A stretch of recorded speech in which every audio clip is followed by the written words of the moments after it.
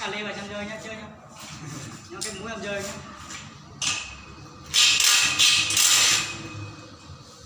Nhắm mày ép đồ.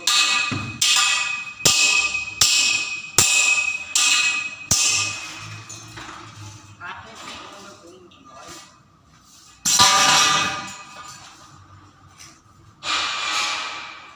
Về nhà nấu canh đi. Có gạo đâu mà đâu. À, gọi cho anh con đi.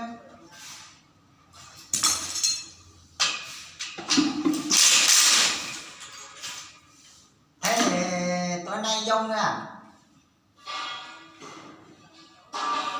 Đừng ở nhà anh mình lắm. Chở hết một xe. Tiếp hết rồi. Chở hết một xe hả? Làm hết một xe cùng đồ kia rồi, xong đấy chở một xe tiếp về kia rồi.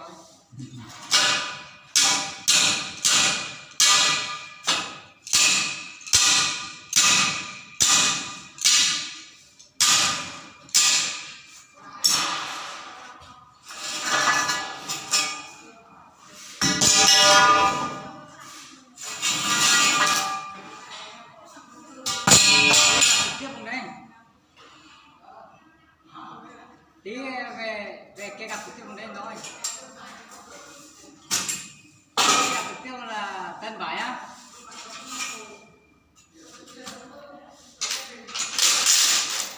Thế là cơm ngon lắm.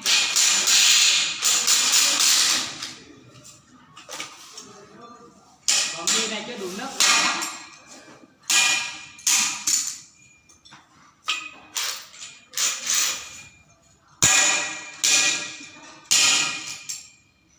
Chiều nay thì... Bơm nước để trên này. Hả? Bơm nước này. Không biết. Chơi, nhưng mà sắp hết rồi. Hả? Đi xe nào? Hết được không? Còn đấy. Ăn Đói rồi. Hả? Em đã đói rồi, chiều nay thì ăn 3 bát cơm thôi. Mày, Sao chiều nay thì nấu cơm ít thế? có cơm có gạo đâu. Anh có được 2 bát còn phải hút canh no kìa. Anh phải nhường cho các chú ăn, anh ăn thì lại hết. Đói đó có gì ăn. Không nhường thì anh ăn phát là hết luôn. Nha chẳng qua chứ các chú còn khỏe nên anh nhường cho các chú ăn. Còn làm được còn mạnh hơn đây.